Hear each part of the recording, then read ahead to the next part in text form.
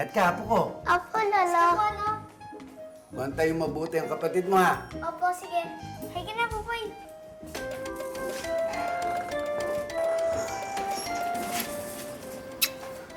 See you later, Ate Pia. See you later. Halong ka mo sa alagyan. Ingat kayo, Ana. Sige po. Bakit hindi ka nagbilis sa ate mo? Nag-kiss naman ako kay Ate Pia. Ganun sa palay namin. Kami nagbibilis kay Tita Auring at Lolo. Kasi di ba dapat nagbibilis sa mga matatanda? It's the same. Basta palangga natin sila. Parehas lang ang bless tsaka ang kiss. Basta napapakita natin ang respeto sa matatanda. Okay. Wait! Let's wait for Marco! Okay, kadungay ko siya sa pagsulot sa eskwelahan. Na ako, ma? Kiss mo na. Babay na po, Mama. Mama, hindi na ako baby. Yung ko na lang kiss. Dala na, ma. Bakit ayaw mo i-kiss yung mama mo? Baby lang kasi ang pag-kiss. Di na ako baby, no? Malaki na ako. Tingnan mo, mas malaki pa nga ako sa'yo, oh. Eh, di ba, pag mahal mo ang mama mo, di ba dapat pinapakita mo? Ayoko nga ng kiss. Eh, di bless. Di ba pang lolo't lola lang ang mano? Hindi ah. Nagbabless kami ni Buboy sa tita Auring namin. Di ba, Boy? Opo, ate. Sige, tara na. Ay, Apo! Kumusta po? Ano pong Tingnan sabi? mo si Ate Bel. Malaki na siya, pero nagmamano pa rin. Ano mangyayari Oo nga. Pero sa lolo siya nagmano. Tamo, mano sa lolo. Hindi ganon. Tara na nga, pamali pa tayo. Kabento. Sige po, dito. Tayo nang magbasa, titik na masasaya, bubuo ng salita, abakada. Bulacan! Bulacan! Mga happy na bata, alam niyo bang sa Bulacan, may ibang tawag para sa magkakapatid? Ate! Ate! Ang panganay o pinakamatandang kapatid na babae. Ate! Ang panganay o pinakamatandang kapatid na lalaki naman, ang tawag, tama! Kuya! Kuya! Meron pang sumunod kay kuya. Diko! Diko! Tawag naman ito sa pangalawang kapatid na lalaki. Ang sumunod din palang kapatid na babae. Diche! Diche! Ang galing! O, huwag kalimutan ng mga bunso ha. Kung bunsong babae, Sanse! Sanse! Ang bunsong lalaki naman, Sangko! Sangko! Ate, kuya, pitse, diko, sanse, sangko.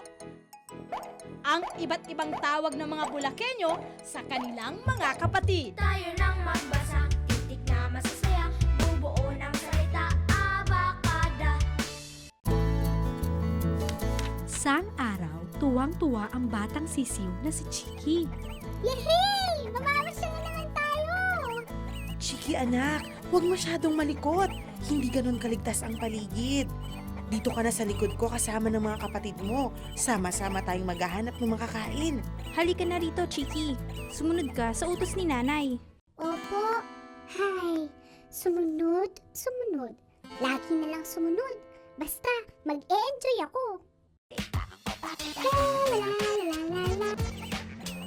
La la la la la. La la la. Hoy, Chiki, halika. Dapat sumusunod ka sa utos ni nanay. Opo. Hi. Sumunod, sumunod, sumunod.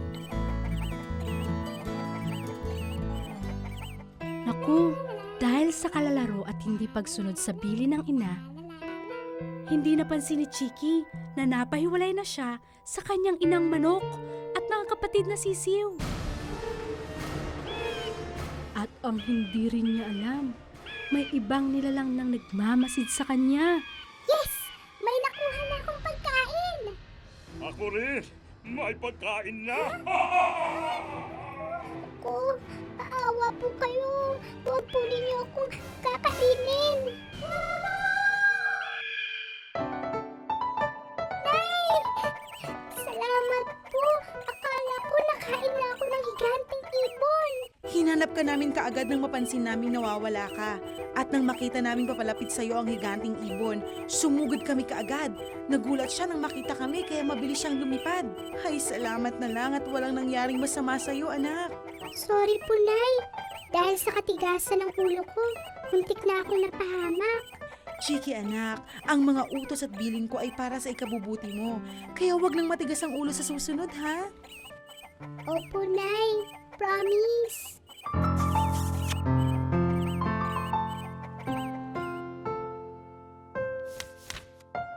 Kaya ko! Kaya ko! Ralph, anak. Opo, nandiyan na po. Ang dali lang ah. Inuutosan na ako ni Mami. Malaki na ako, kaya kaya ko na yun. Bakit pa, Mami? O anak, bili ka ng 3 sibuyas at 5 pirasong kamatis doon sa tindahan. Opo.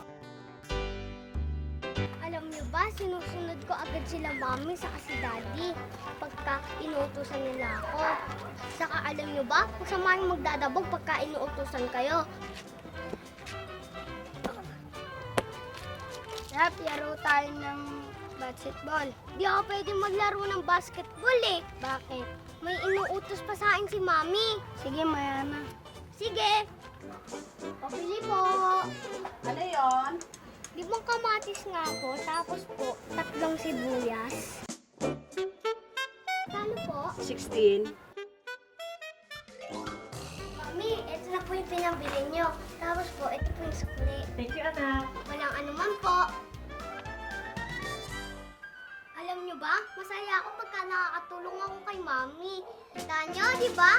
Kaya ko nang sumunod sa mga utos ni Mami. Sige! Kaya ko!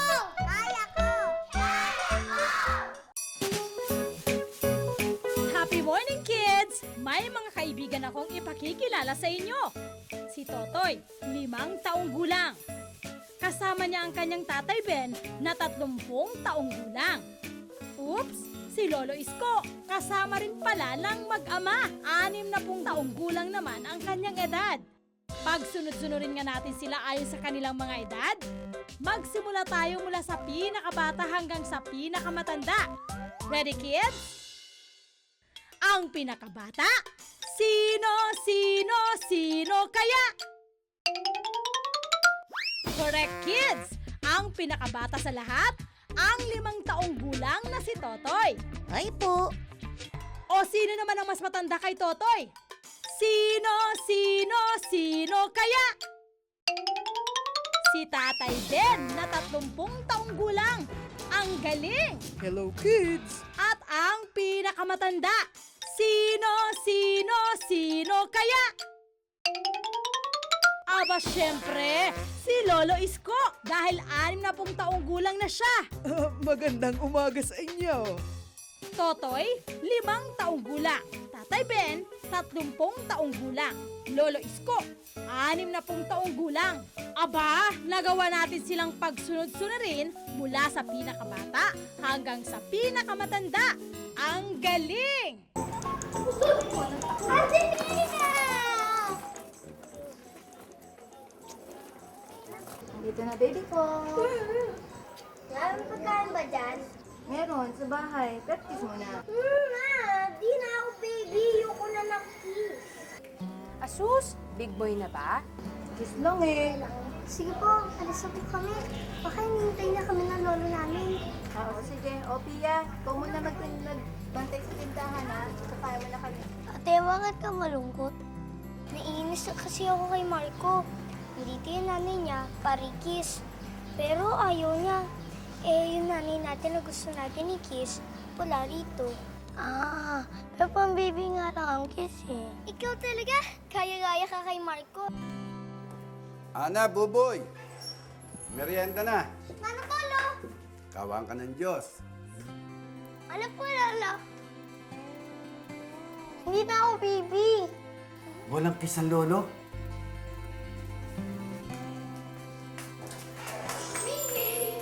Ana, ba't nang gagawin mo? Hindi ko po alam, no? Susunod ka na rin mo. O siya, darating ng tita Oring ninyo. Pag dumating yun at wala kayo dito, magagalit yun.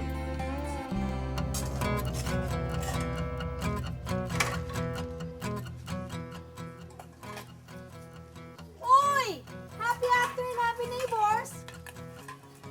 Oh, mukhang hindi happy ah. Buboy, hindi mo na naman kinalang si Lolo. Nagmano naman ako ah. Nagmano ka nga. Pero tumakbo ka na nung ikikiss ka na niya. Pang-baby lang ang kiss. Ako eh, kiss lang naman pala, boy. Eh, hindi lang naman pang baby talaga yung kiss. Pwede rin yung para sa mga mas matatanda. Parang ganito. Hello, Ana! Kumusta ka? Oh, ganun. O, si Ate Ana, hindi baby. Ako, hindi naman din ako baby. Pero pwede pa rin mag-kiss. Ewan ko doon. Pero pag ako nakita ko si Mama, ikikiss ko siya at saka magmamano ko sa kanya. Kasi mahal na mahal ko yun. Tsaka sasabihin ko sa kanya na miss ko na siya. Gagawin ko yun. Uy, happy! Ay, ikaw, boy. Gagawin mo ba yun? Gagawin niyo, Lolo. Ganun lang.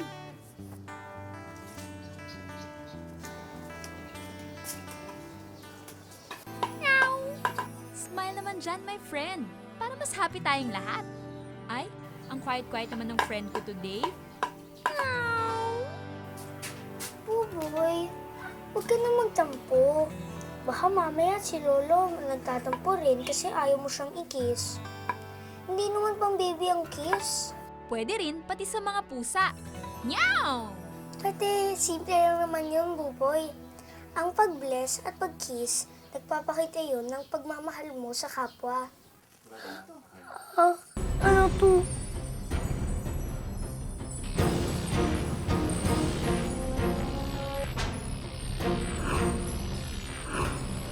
Kapwa. Kapwa. Kapwa.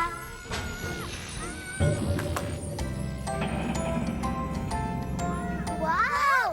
Dito na ulit tayo sa Happyland! Wow! Japorms ang opisyal ng pamamasyal. Hello po, Guma! Hi, Guma! Ay, tamang-tama. Tara, tara. Tayo nang lumarga. Saan po? May bagong leader ang halamang ugat sa tiyera. Lahat ay magbibigay pugay. Magpapakita ng respeto sa kanyang kamay. Gamitin ang powers para mabilis na makapunta.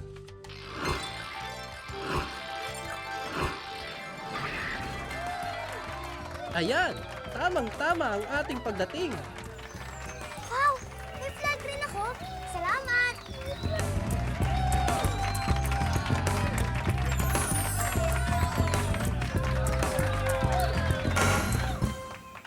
Maraming salamat sa pagdalo ninyo, mga kaibigan. Ngayon ay masasaksihan nating lahat ang makasaysayang paglilipat ng pamumuno ng mga angkan ng halamang ugat. At pasalamatan nating lahat ang dating namuno sa atin, Elena de Reina!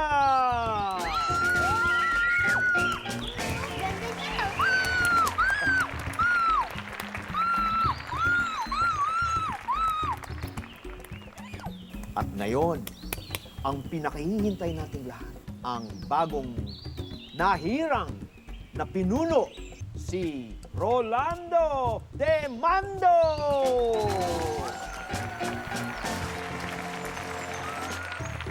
Batid nating lahat na para makumpleto ang pagiging pinuno ng isang taga-tiyera ay kailangang gawin niyang masagot ang isang palaisipan. Ano yung palaisipan niyo? Yun yung tanong na may importanteng sagot. Kailangan sagutin nung magiging pinuno nila. Anong ritual ng respeto ang nakikita ng mga mata at nararamdaman ng puso? Ang tanong, anong ritual ng respeto ang nakikita ng mga mata at nararamdaman ng puso? Dali naman yan. Mamanong at pag-aalit. Bumba! Tamang sagot. Mabuhay ka. Rolando Demando. Salamat, Reyna de Elena. Akin na ang corona. Para maging ganap kang isang pinuno, ay kailangan mong gampanan ito. Halik at pagmamano. Ate Ana, kamukha ni Rolando Di Mando si Marco. White lang, baka marinig ka niya. Pareho silang ayaw ng kiss. Tama! Mag-baby lang ang pag-kiss. Malaki na ako. Hindi mo ba sila mahal? Anong ibig sabihin mo? Kasi pag mahal mo sila, dapat nagmamalo ka pati nagkikiss. Aber, Rolando Demando. Nire-respeto ko ang mas nakakatanda sa akin dahil mas madami silang kaalaman. Papakita ko ang pagmamahal para mahalin din nila ako.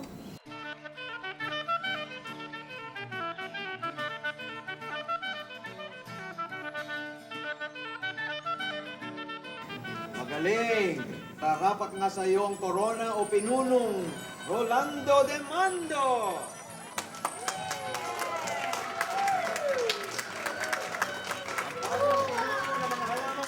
Mabuhay! Ang galing nga ate, mahal siya ng mga tao kasi nag-bless siya pati nag-kiss. O nakita mo na, Buboy, dapat ganun ka rin kay Lolo. Paggalang at pagrespeto. Gawin patuloy natin mahalin. Mahalin. At respetuhin. Respetuhin. Ang ating kapwa. Kapwa.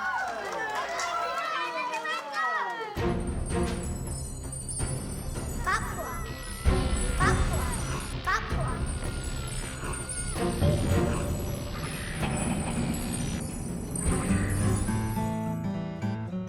Si Lolo!